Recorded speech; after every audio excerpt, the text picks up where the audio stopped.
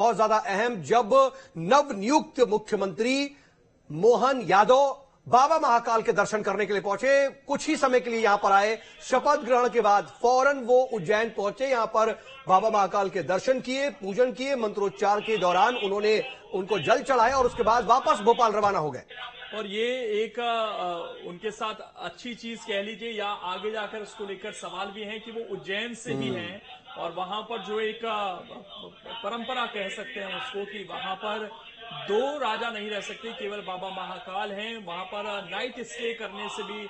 कतराते हैं लोग, अभी तक नहीं करते हैं। और ये कहा जाता है कि अगर जो नाइट स्टे करता है प्रधानमंत्री हो या मुख्यमंत्री हो तो उनकी कुर्सी चली जाती है। लेकिन इसको आशीर्वाद के रूप में भी ले सकते हैं मोहन यादव कि बाबा महाकाल की नगरी से वो आए हैं और जाहिर बात है बाबा महाकाल से बड़ा कोई नहीं वहां पर, लेकिन क्योंकि संवैधानिक रूप से उन्हें सरकार भी चलानी है तो उसका भी पालन होगा। और धार्मिक मान्यताओं के अनुसार बाबा महाकाल की जो प्रतिष्ठा है उसका आदर भी है, क्योंकि इससे पहले जो उज्जैन में कैबिनेट हुई थी साउथ, तो वहां पर जो मुख्य कुर्सी थी जिस पर शिवराज सिंह चौहान को बैठना था तो वहां पर बाबा महाकाल की तस्वीर को रखा गया था। खुद शिवराज सिंह चौहान साइड में बैठे थे, तो शायद वही परंपरा अब आगे रहेगी, क्योंकि उज्जैन में तो एक्टिव रहेंगे मोहन यादव, ये अब स्पष्ट है। और उनका घर भी है वहां पर, परिवार वाले भी रहते हैं, तो उनके साथ भी हो सकता है वो कभी आए मिलने के लिए। बिल्कुल तो ठीक कह रहे हैं आप। और लोकेंद्र, बड़ी खूबसूरती से आपने बड़ी जो है अच्छे तरीके से इसके धार्मिक एंगल को बताने की कोशिश की और वाकई ये रहेगा, क्योंकि देखिए उज्जैन के राजा हैं बाबा महाकाल और जाहिर सी बात है एक राजा ही उज्जैन में रह सकता है, वो होता रहा है, लंबे समय से परंपरा है, तो अब उनको शायद इसका ख्याल रखना पड़ेगा। हालांकि बाबा महाकाल की कृपा नहीं होती तो आज वो मुख्यमंत्री नहीं होते। उज्जैन में वो इससे पहले भी दर्शन करते हुए लगातार है उज्जैन दक्षिण से। अब उज्जैन का विकास आगे कैसे होगा, किस तरीके से उज्जैन के लिए वो काम करेंगे, इस पर भी नजर होगी, क्योंकि अब तो मुख्यमंत्री का गृह क्षेत्र हो गया वो। लेकिन इन सब के साथ साथ तमाम चीजें जो है वो देखने को मिलेंगी। लेकिन उसके बीच में देख लीजिए, समय निकाला, थोड़ा सा समय निकाल करके आए। शायद उनका कार्यक्रम था जो खबरें आई थी उसको उन्होंने पोस्टपोन किया और उज्जैन जाना शायद निर्देशित किया गया होगा कि आप अपने कैबिनेट पर ज्यादा ध्यान लगाइए फौरन, और कहीं ना कहीं आप सक्रिय रहिए प्रदेश में, तो वो कर रहे थे। और उसके बाद देखिए शपथ ग्रहण के बाद फौरन बाबा महाकाल के दर्शन करना, ये बताता है कि भगवान का आशीर्वाद सबसे अहम है, सर्वोपरि है। और एक चीज यहाँ पर ये रहेगी कि शिवराज सिंह चौहान की जब बात होती थी तो हमेशा वो इन चीजों में बहुत आगे दिखते थे। जब जब बाबा महाकाल की सवारी निकलती थी तो कोशिश रहती थी शिवराज सिंह चौहान वहां पर मौजूद रहे, वो पहुंचते थे। और शायद वो जो एक देख रहे थे मुख्यमंत्री के रूप में चीजें, वो मोहन यादव उसको आगे पालन करते हुए नजर आएंगे, क्योंकि वो तो बाबा महाकाल की नगरी से ही हैं और वहां पर उनका जो आना जाना है वो शायद लगा रहेगा लगातार। और इससे पहले भी क्योंकि आरएसएस से आते हैं तो धार्मिक चीजों को लेकर पहले भी कई बार वो चर्चाओं में रहे हैं, तो ये सारी चीजें हैं। और फिलहाल ये तस्वीरें, पहले बाबा महाकाल का आशीर्वाद और इसके बाद शायद वो सीधे मंत्रालय जाएंगे। 5 बजे का समय था साउथ, लेकिन उसमें तो अब देरी होगी। लेकिन वहां भी जो कर्मचारी संघ है वो इंतजार में है, क्योंकि नए मुख्यमंत्री के स्वागत के लिए वहां पर भी तमाम तैयारियां की जा रही हैं। और जैसे मोहन यादव जाएंगे तो हो सकता है कि आज एक अधिकारियों के साथ बैठक भी करें वहां पर, क्योंकि समय नहीं है बहुत ज्यादा और मुख्यमंत्री की कुर्सी बहुत जिम्मेदारियों भरी है, इसमें आपको लगातार निरंतर काम करते रहना है। शिवराज सिंह चौहान जिस तरीके से एक्टिव रहते थे, सुबह से शुरू उनका कार्यक्रम शुरू होता था, शायद अब वही मोहन यादव भी एक्टिव रहेंगे उसी तरीके से। और आज भी जो उनका कार्यक्रम है इसके बाद शायद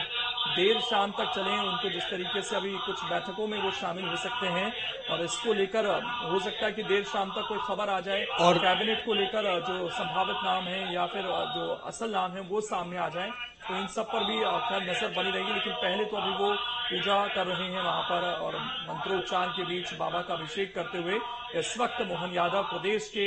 अभी जो मुख्यमंत्री बने हैं कुछ घंटों पहले, वो इस वक्त सबसे पहले बाबा महाकाल के दर पर गए हैं और विशेष पूजन अर्चन इस वक्त वहां पर चल रहा है। बिल्कुल। और सबसे अहम बात जो आपने अभी उनकी चुनौतियों, उनकी जिम्मेदारियों की बात की, तो ये हमारी चर्चा के बीच में एक बात जरूर आई थी कि अफसरशाही का कितना दखल हो जाएगा, क्योंकि अब वो नए मुख्यमंत्री हैं, अभी तक इससे पहले उच्च शिक्षा मंत्रालय संभाल रहे थे, युवा हैं, 58 साल की उम्र है, तीसरी बार के विधायक हैं। तो अब वो किस तरीके से ब्यूरोक्रेट्स को संभालते हैं, अपने कैबिनेट्स को संभालते हैं, कैबिनेट का गठन करते हैं, उसमें सोशल इंजीनियरिंग की कितनी ज्यादा हमको वरीयता दिखने को मिलती है। 2024 में लोकसभा चुनाव को लेकर के क्या रणनीति बनाते हैं, अभी तक घोषणा पत्रों में जो तमाम बड़े वादे किए गए उन वादों को कितने जल्दी से पूरा करते हैं और उसको लेकर के क्या उनका स्टैंड रहता है। प्राथमिकता के तौर पर यह जरूर नजर रखी जाएगी। लोकेंद्र, याद रखिए कि अब यहां से जब एक नए अध्याय की शुरुआत हो रही है तो जो पुराना अध्याय है उससे बड़ी लकीर खींचने की चुनौती इनके पास जरूर रहेगी। मोहन यादव के पास सबसे बड़ी चुनौती ये होगी कि मुख्यमंत्री शिवराज सिंह चौहान द्वारा जो किए गए काम थे, जो छवि थी सरकार का, जो क्रियान्वयन हुआ करता था, जो लकीर उन्होंने खींची, उससे बड़ी और अलग लकीर वो खींच करके दिखा पाए, ये सबसे बड़ी चुनौती होगी। क्योंकि कंपैरिजन शुरू होगा, शिवराज काल के बारे में बात होगी और मोहन काल के बारे में बात होगी अब आने वाले वक्त में हम जब भी आकलन करेंगे। तो ये तमाम चीजें और लाडली बहना का क्रियान्वयन करना और 3000 तक उसे लेके जाना, मुझे लगता है कि आप, मैं, तमाम राजनीतिक विश्लेषक और विपक्ष सभी की नजरें इसी पर टिकी होंगी और केंद्र भी इसको देख करके सुनिश्चित करेगा कि इसको क्रियान्वित करना है या नहीं और कैसे। इसमें दो चीजें मुझे लग रहा है कि विचारने रहेंगी। एक ये कि क्या हम शिवराज सिंह चौहान की पॉपुलैरिटी के हिसाब से उनको नापेंगे या उनका पैमाना तय करेंगे या फिर उनके कामकाज के हिसाब से, क्योंकि हो सकता है कि बेशक पॉपुलैरिटी आगे जाकर पता चलेगी किस तरह की रहती है, लेकिन हो सकता है कि वो अपनी पॉलिसीज से एक लाइन खींच दे नहीं और आगे जाकर उन पॉलिसीज का जिक्र हो रहा हो या उन पॉलिसीज की देश भर में चर्चा हो रही हो, वो मौका उनके पास जरूर है। वही तो मैंने कहा कि उनको अपनी लकीर बड़ी करनी पड़ेगी और वो लकीर कैसे बड़ी करेंगे, जाहिर सी बात है मुख्यमंत्री शिवराज सिंह चौहान के साथ एक पूरी कैबिनेट में काम करने का अनुभव भी उनको रहा है, उनके कार्यशैली से भी वो अवगत रहे हैं और जाहिर सी बात है 18 साल से हमने देखा है कि वो किस तरीके से सरकार चलाते थे, मीडिया फ्रेंडली कैसे थे, लोगों से कनेक्ट कैसे करते थे। अब वो तमाम चीजें वो देख चुके हैं। अब उनको अपनी कैसे सरकार चलानी है, योजनाओं को कैसे क्रियान्वित करना है, नई नई योजनाएं कैसे लानी है, जनता से कैसे कनेक्ट बनाना है, यही उनके पास रहेगी जिम्मेदारी और चुनौती कि उससे लकीर आगे कैसे बढ़ाए। सऊद की हर किसी की शैली अलग है। अगर शिवराज सिंह चौहान जनता से कनेक्ट कर पा रहे हैं, लेकिन हमारे सामने कई ऐसे भी चेहरे आए जो शायद जनता से कनेक्ट नहीं करते हैं लेकिन लोग उनके कामकाज को पसंद करते हैं। जैसे हमारे विदेश मंत्री हैं इस वक्त एस जयशंकर, उनकी कामकाज से जब हम लोगों से मिलते हैं तो काफी प्रभावित लोग नजर आते हैं। बेशक जनता से उनका उस तरह का कनेक्ट नहीं है, तो यहाँ पर वो अपने काम से अपनी कुछ ऐसी पॉलिसीज लाकर भी एक अलग लाइन खींच सकते हैं। और इसके अलावा कुछ खबरें भी हैं, मैं बता दूं कि महाकालेश्वर मंदिर आगमन पर गर्भगृह और नंदी हॉल को 5 क्विंटल फूलों से सजाया गया है और ये जानकारी कि पहली बार किसी मुख्यमंत्री के लिए मानसरोवर से नगाड़ा गेट तक रेड कारपेट बिछाया गया है, ये जानकारी मिल रही है। और इसके अलावा भी आपको बता दें कि आज शाम को जो मैं मंत्रालय का जिक्र कर रहा था कि वो जाएंगे वहां पर, क्योंकि अब उनके 2 उप मुख्यमंत्री भी उनके साथ हैं, तो एक कैबिनेट बैठक भी वहां पर बताया जा रहा है कि ये 3 लोगों की हो सकती है और उसमें हो सकता है कि कोई बड़ा डिसीजन आज सऊद हो जाए। हालांकि उस कैबिनेट का एजेंडा क्या है ये अभी तक स्पष्ट नहीं है, उसको लेकर जानकारी नहीं आई है, लेकिन देखना यही है कि क्या कोई बड़ा फैसला आज ही वो एक छाप छोड़ने की अपने पहले दिन से कोशिश करते हैं, क्योंकि अक्सर ऐसा होता है कि अगर वो कैबिनेट बैठक है जैसा कि जानकारी है, अभी मैं क्लियर कर दूं कि स्पष्ट नहीं है इसको लेकर, मंत्रालय वो जाएंगे ये स्पष्ट है, लेकिन क्या तीनों लोग जिन्होंने आज शपथ ली है कैबिनेट, औपचारिक कैबिनेट बैठक वहां पर होगी और क्या कोई उसमें बड़ा फैसला लिया जाएगा या फिर एक जो हम कहते हैं कि सिर्फ स्वागत के लिए वो वहां पर पहुंचेंगे और आज एक वेलकम कार्यक्रम के बाद में काम शुरू होगा, ये देखने वाली बात होगी।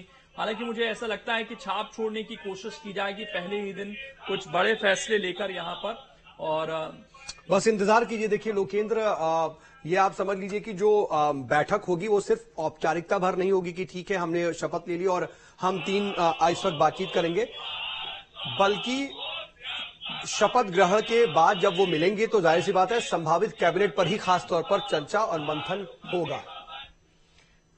तो बिल्कुल आज दिन है शपथ